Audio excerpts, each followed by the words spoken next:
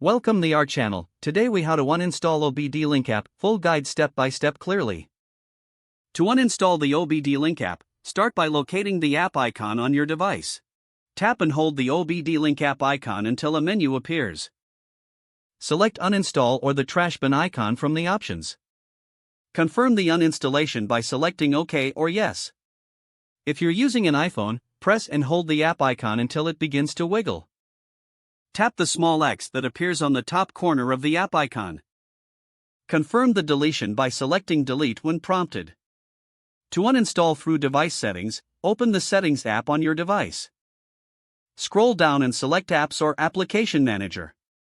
Find and tap on OBDLink from the list of installed apps. Choose the Uninstall option and confirm your action. After uninstallation, check that the app is no longer visible on your home screen or in the app drawer. Restart your device to ensure that all app data is fully removed. That's it. You've successfully uninstalled the OBDLink app. If the page does not load, refresh the browser or try again in a private or incognito window. Make sure you are using the correct email address, then retype it carefully to avoid small typos. If your password is not accepted, use the reset option and create a new strong password you can remember.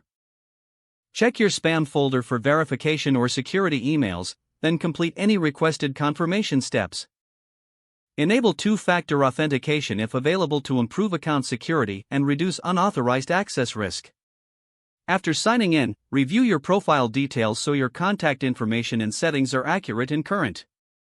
If you see an error message, note it down and try again after restarting your device and internet connection.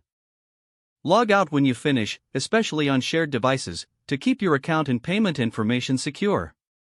If the page does not load, refresh the browser or try again in a private or incognito window. Make sure you are using the correct email address, then retype it carefully to avoid small typos.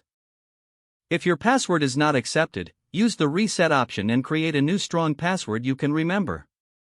Check your spam folder for verification or security emails, then complete any requested confirmation steps.